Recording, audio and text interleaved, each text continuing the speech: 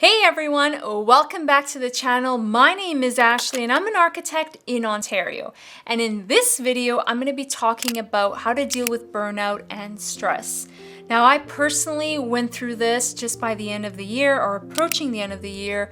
I had a burnout that I experienced, and you might have noticed that I wasn't posting for a while, and it did take a toll on me, and I decided that I wanted to share how I was able to deal with that burnout and come out and get back to it.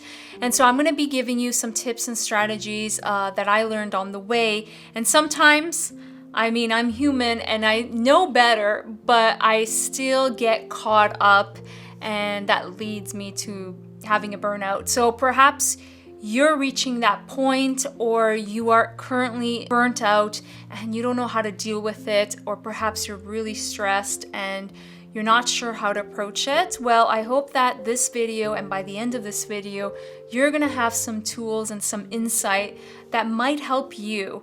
So if you're interested, let's get started. So again, I just had a burnout myself, approaching into the end of the year. And so for me, what has been the challenging part is I now know how to manage my professional life and how to keep up with that, and how to deal with stress and pressure and not to get burnt out. But recently, since I added YouTube into the mix, that has changed my world completely, and it has added a lot more stress and pressure, and I didn't know it was happening until you have a bit of a crash and burn situation. And so you might have noticed that I wasn't posting for a few weeks. I am back at it, but I thought that this would be actually a good topic to talk about, because even when I talk with colleagues and friends, I notice that they're experiencing similar things of either dealing with stress or, feeling burnt out, and it can be difficult. And so I think that this could be a good opportunity for me to share with you my experience and what I've learned, and perhaps it can help you on your journey as well. I'm human, and it's funny, I know better.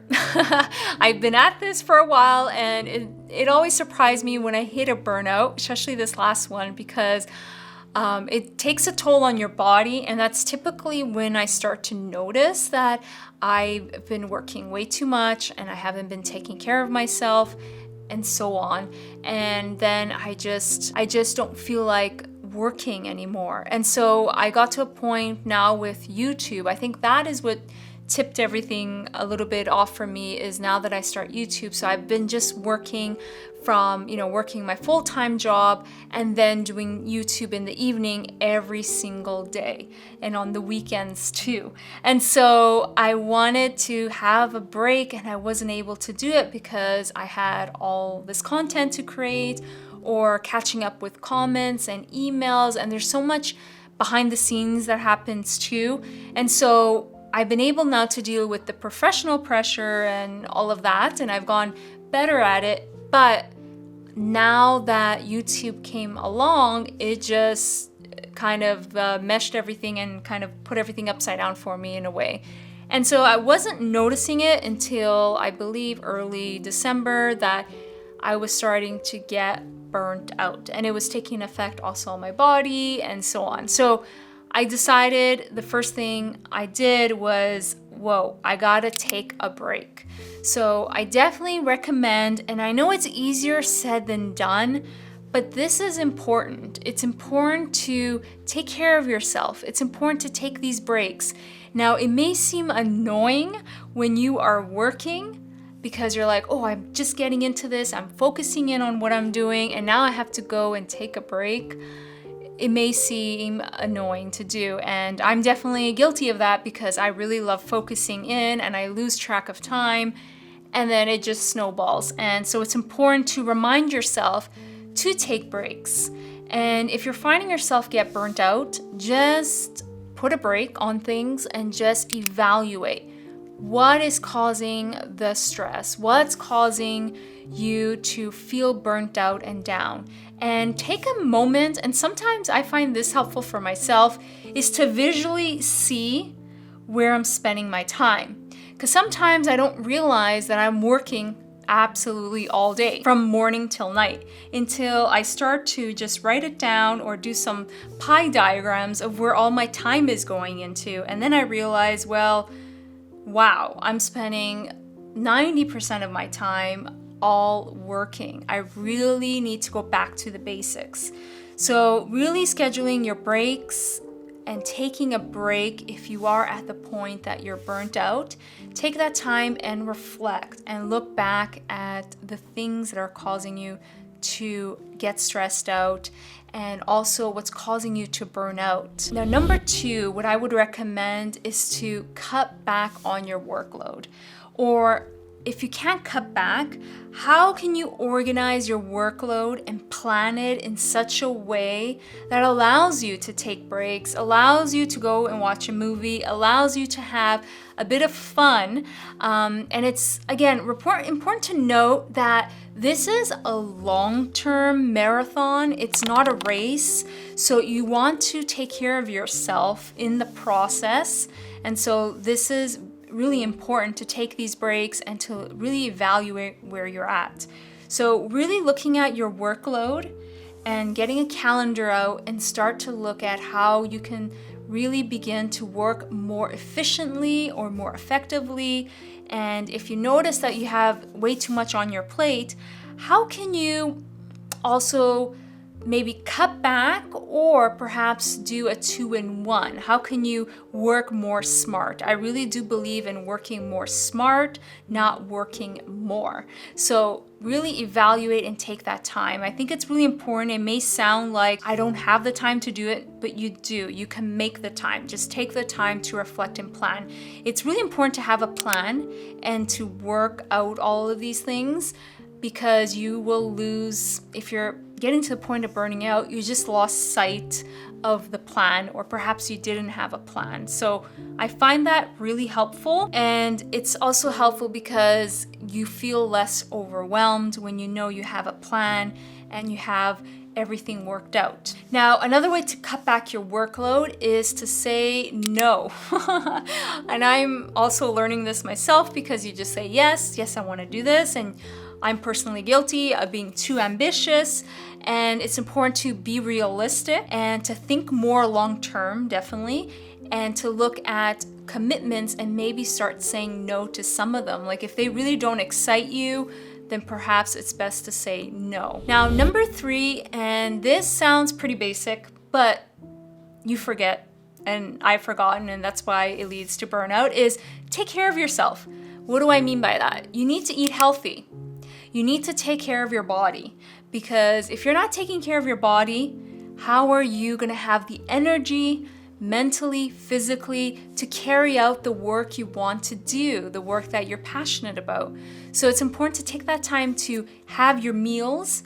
Make sure you are eating healthy, you're eating your fruits, your veggies, you're getting your vitamins and your minerals and so on, and making sure you're getting your water, and also take the time to exercise, to meditate.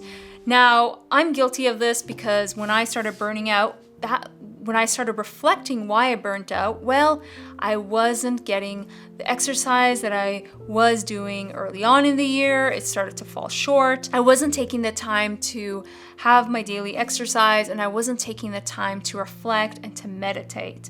So that is really important, because you want to take care of your body, your soul, and you want to make sure you take care of yourself and you give yourself self-care so that you're able to continue doing the work that you enjoy. And number 4, which when you start to burn out, you start not to have fun. And that's usually when I start noticing I am burning out, because I'm no longer having fun. And it's important to have fun with what you're doing, to not let the stress and the pressure to get to you, to have fun and remember why you started to do what you started to do, and to take that time and say, I'm not having fun, something's not right, And if you're not having fun, well, it reflects in the work. I really do believe that, because when you're not happy, your work reflects that as well. So it's important to reflect and go back and think of why you're not having fun. Is it stress? Are you comparing yourself to other people? If you are, just start to think back that that's not the way to go. Do some self-reflection and evaluate why you're not having fun. And typically I find that comparing yourself with other people is not good, it's not healthy, and everyone has their own journey. And so you have your own journey, your own progress, your own method, and your own journey of life. And I think it's important to note that it's important to really just evaluate and improve upon yourself and your skills, but comparing is never a healthy way.